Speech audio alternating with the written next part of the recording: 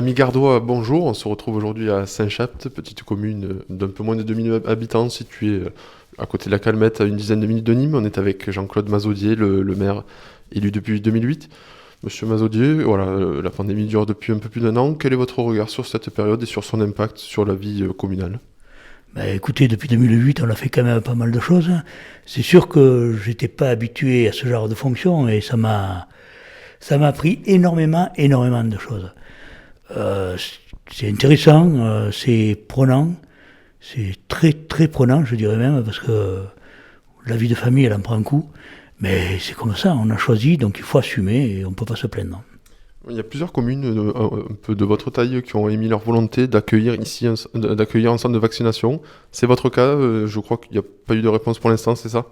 Centre de vaccination, il n'y a pas eu de réponse, mais aujourd'hui nous avons un centre de dépistage organisé par l'ARS qui vient d'ouvrir, si vous voulez on ira le voir tout à l'heure, et donc dépistage qui va concerner la commune, les administrés de Saint-Chapt bien sûr, mais aussi les administrés des communes extérieures à Saint-Chapt.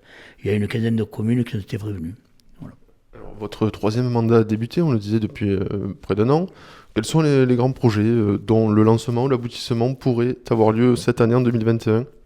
Alors les grands projets, l'aboutissement en 2021, ça risque d'être difficile, à part cette fameuse centrale hydroélectrique qui fait beaucoup parler et fait couler beaucoup d'encre, mais c'est un projet d'une société, c'est pas exactement le nôtre, nous on l'a accepté bien sûr. On est en pleine enquête publique qui se terminera le 19 avril. Le commissaire enquêteur donnera la version des faits, et puis après, on verra ce qui se passe. Je suis très serein à ce niveau-là. Ensuite, les autres projets, ils seront un peu plus longs. Il y a vraiment un gros projet, c'est la maison de santé pluridisciplinaire et multisite. Ça veut dire que les professionnels de santé seront partagés entre un bâtiment qu'on va construire, si vous voulez, j'en parlerai un petit peu plus longuement, et leurs locaux actuels. Le centre de cette maison de santé sera dans le bâtiment qui va être construit. Alors là, pour cette maison de santé, comme tout le monde sait, il y a deux entités. Il y a l'entité morale, qui est formée par les professionnels de santé. Ils font c'est pour faire un parcours coordonné des soins. Hein. Donc ils font des protocoles, ils sont en train d'y travailler, ils ont des réunions relativement souvent, pour le présenter à l'ARS, ils le présentent à l'ARS au mois de septembre.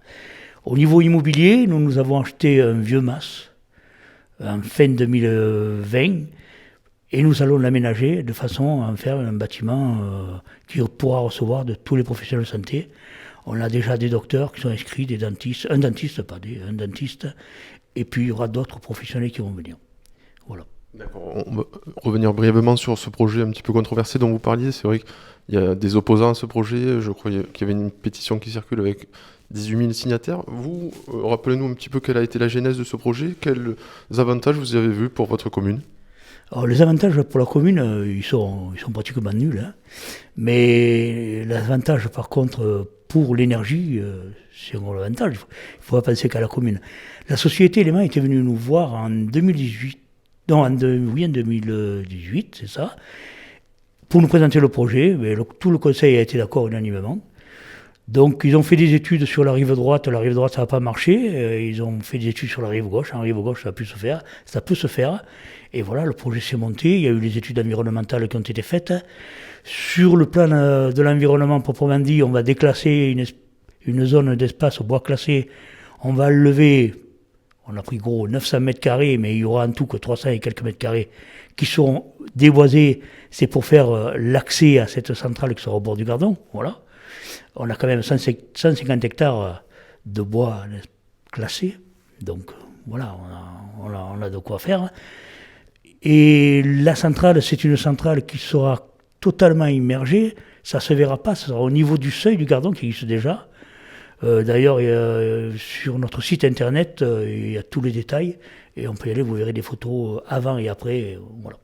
Parmi les projets communaux, il y en a un que vous jugiez nécessaire qui vient de débuter, c'est la rénovation de la traversée du village qui, vous me le disiez, va perturber un petit peu la circulation jusqu'au début de l'été. Oui, c'est vrai que je n'ai pas commencé par celui-là, parce que c'est les rues, les traversées de village, ça on est un peu habitué. Alors là, on a d'abord enfoui les réseaux secs, Ensuite, on a fait une réfection des réseaux humides, hein, assainissement, eau et pluvial. Et là maintenant, bien sûr, il faut mettre la rue à neuf.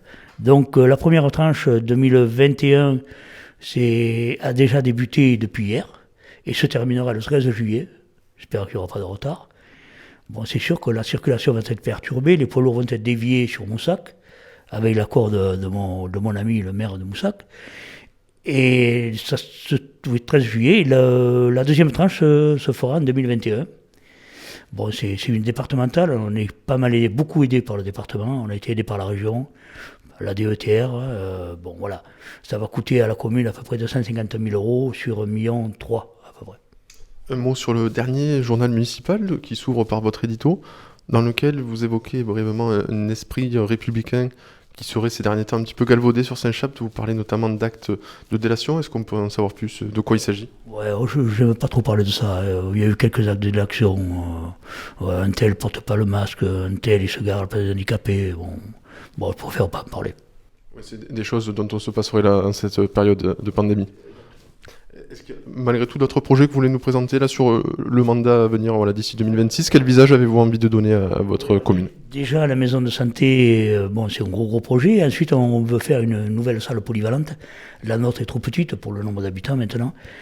Donc c'est un projet qui débute. Je l'ai chiffré comme ça à lui donner à peu près 2,5 millions, quoi. Voilà. Et ça sera fait en fin de mandat, ce projet. Il ne sera pas fait encore. Et puis, il y a 2 rues aussi où on va enterrer les réseaux secs, Télécom et Enedis.